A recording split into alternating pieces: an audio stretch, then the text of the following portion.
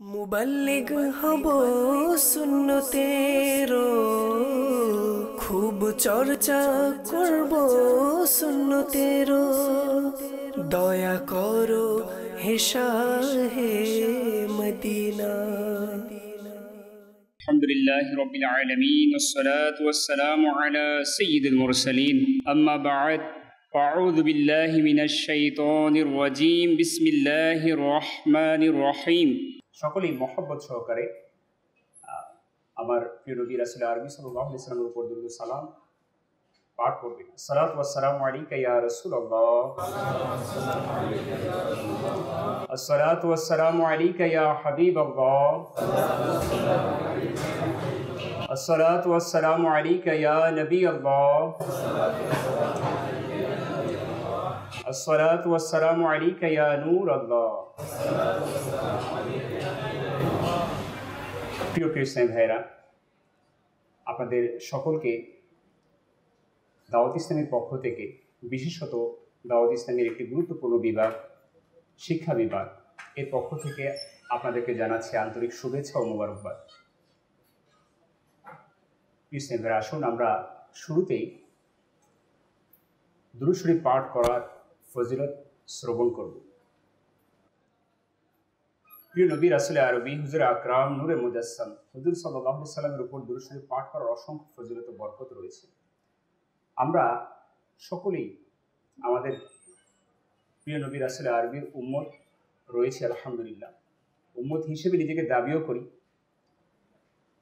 যদি আমরা ঈমানদার হিসেবে নিজেকে দাবি করি, তাহলে প্রত্যেক ঈমানদারকে দাবি করতে হবে যে সে নিজে আল্লাহ রাসূল সাল্লাল্লাহু আলাইহি সাল্লামকে ভালোবাসে।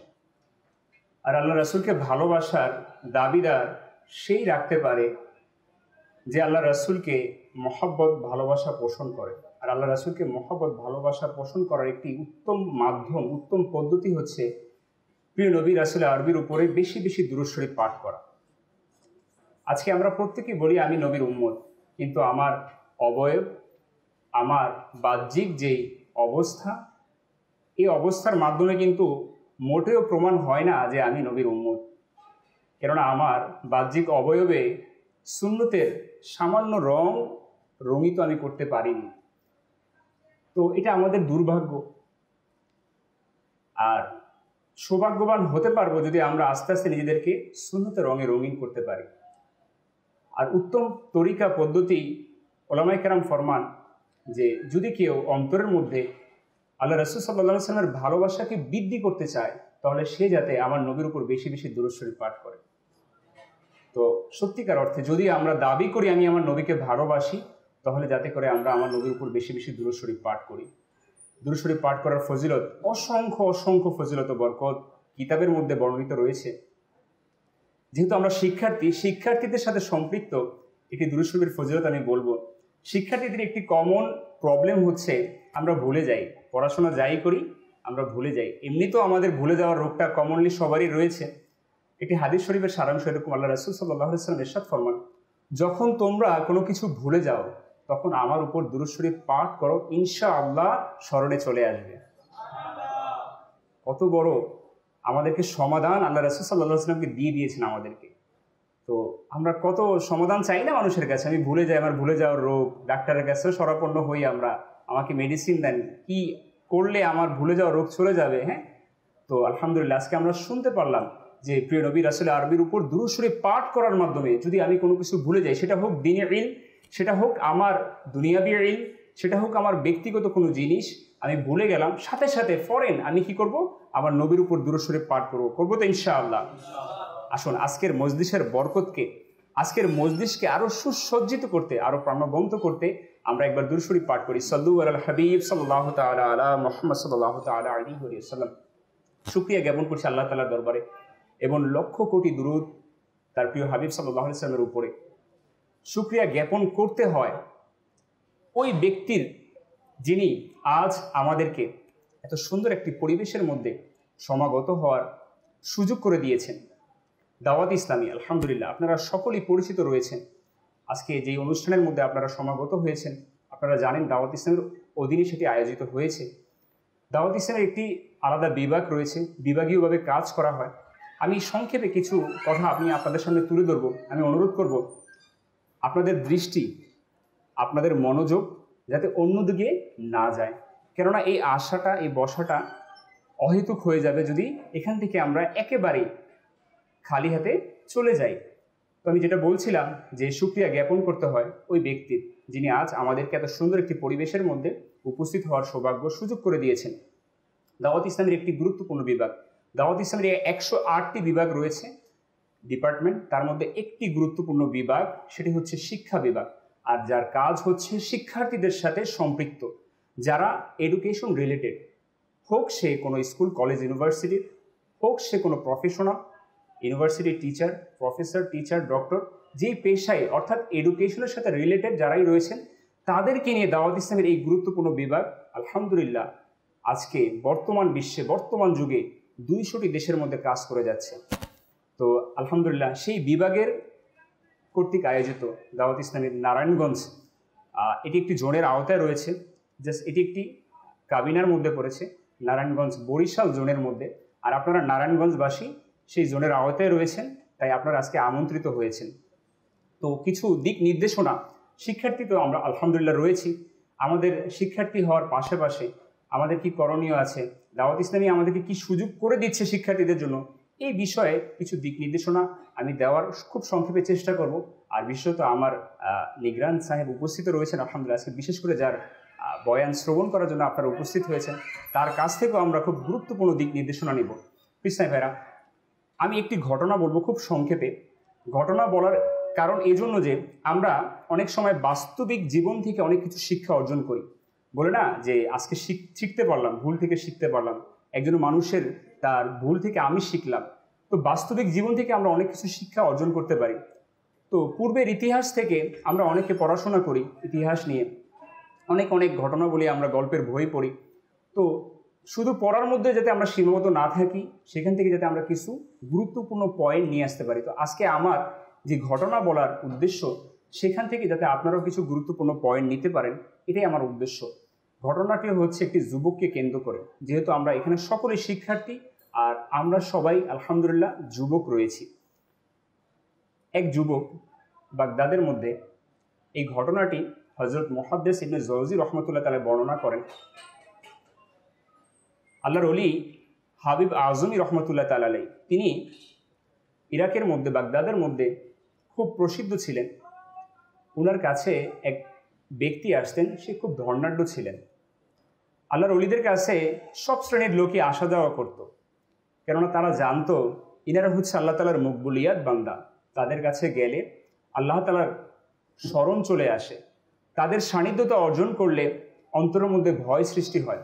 তো তেমনি এক ধর্নাঢ্য ব্যক্তি হাবিবে আজমির কাছে যাওয়া আসা করতেন, কিন্তু তার অবস্থা এমন ছিল, সে সবসময় দুনিয়ামুখী ছিলেন, অর্থাৎ দুনিয়ার সম্পদ অর্জনে সে সবসময় সচেষ্ট থাকতেন। আখেরাতমুখী হওয়া তার একেবারেই পছন্দনীয় ছিল না। হাবিব আজমি রহমতুল্লাহ তাআলা তিনি সবসময় তাকে বলতেন, হে বান্দা, তুমি তওবা করো এবং তুমি তওবা করে দুনিয়ামুখী থেকে ফিরে এসে আখেরাতমুখী হয়ে যাও। ওই ব্যক্তি বলতো যে আমি সময় হলে তওবা করে নিব। কৃষ্ণাই ভাইরা, আমরাও কিন্তু একটা কথা বলি, এখন যদি আমাদেরকে কেউ বলে নামাজ শুরু করে দাও, কেউ যদি বলে ঠিক হয়ে যাও, গুনাহ থেকে বেঁচে থাকো, তখন আমরা বলি সামনে রমজান আসতেছে, একবারে ঠিক হয়ে যাব, রমজান থেকে নামাজটাকে ধরে নেব। যদি কাউকে বলে আপনি দাড়ি কেন রাখছেন না, আমি হজ করে এসে দাড়িকে রেখে দিব।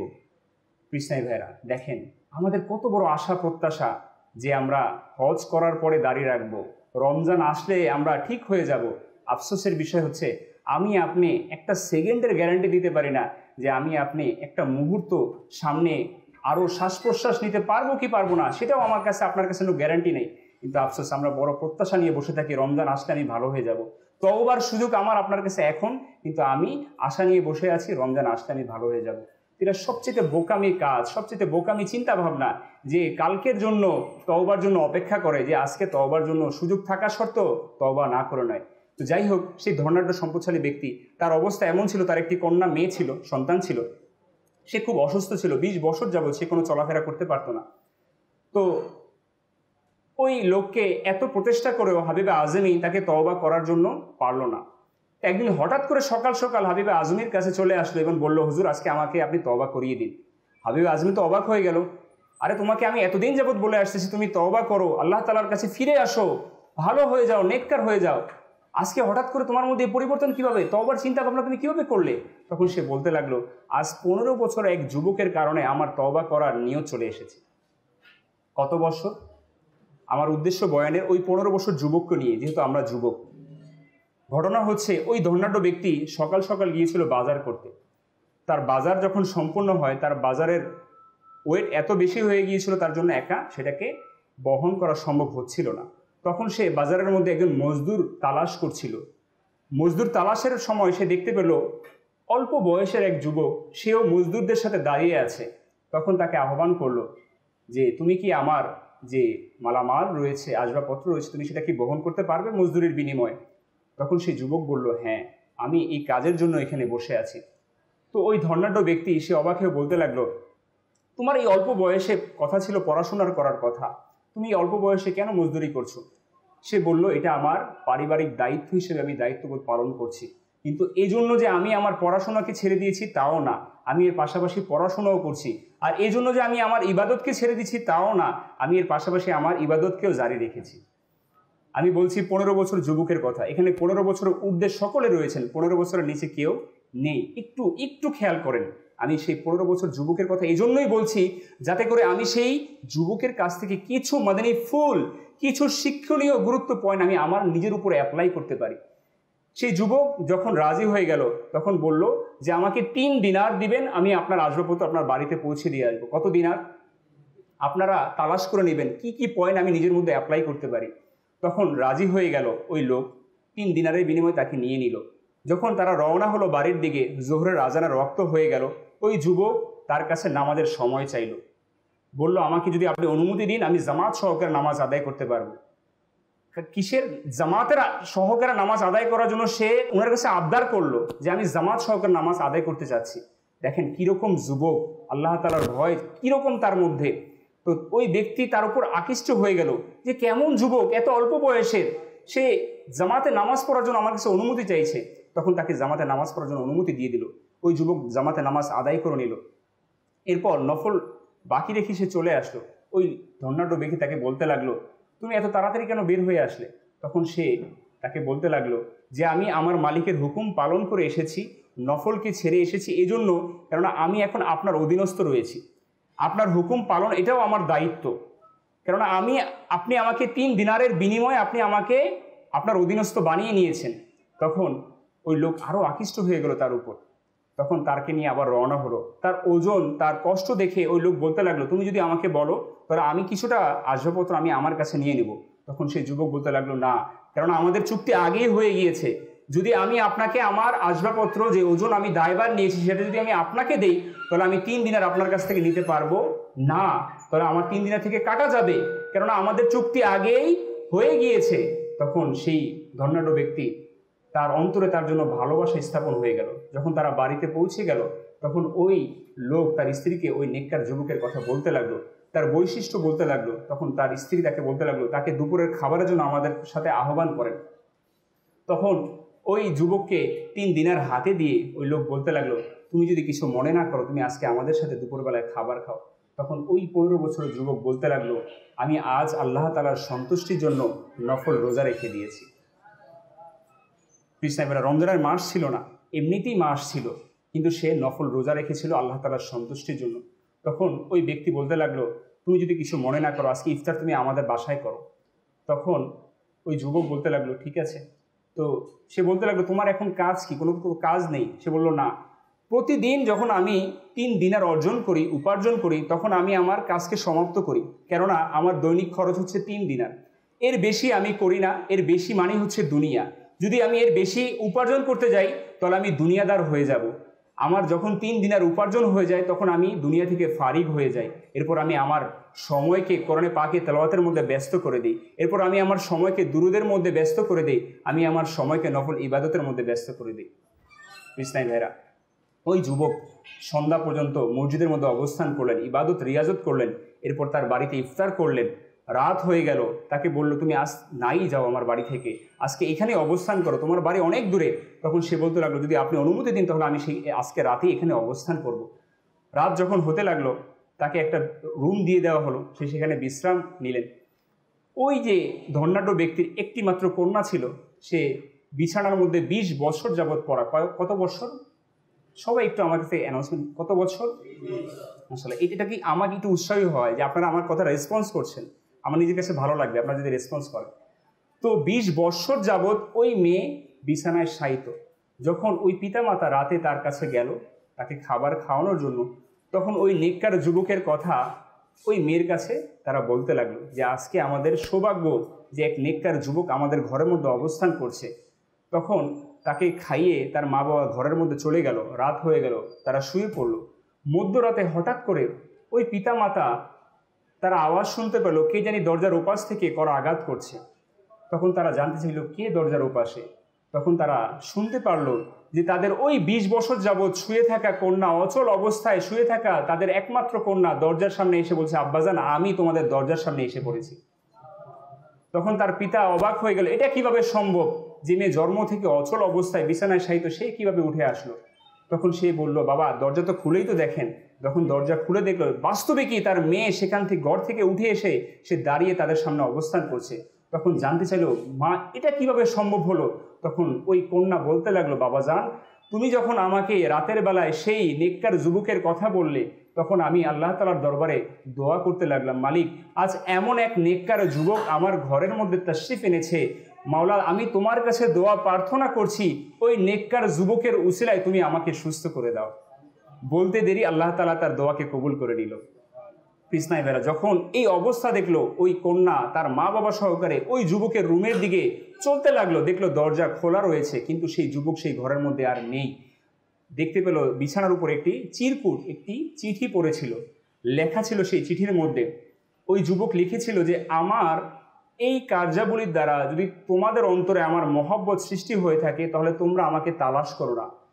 আমার মহব্বত যে মালিকের দয়ায় তোমাদের অন্তরে সৃষ্টি হয়েছে, তোমরা সেই মালিককে তালাশ করো এবং মালিকের নিজেদেরকে মালিকের অধীনস্থ করে নাও। কৃষ্ণাই বেরা সংক্ষেপে আমি বলার চেষ্টা করেছি এই যুবকের ঘটনা, কয়েকটি গুরুত্বপূর্ণ বিষয়। আপনারা প্রত্যেকে এখানে স্টুডেন্ট রয়েছেন, শিক্ষার্থী রয়েছেন, অল্প কথায় আপনারা বুঝে যাবেন আমার বিশ্বাস।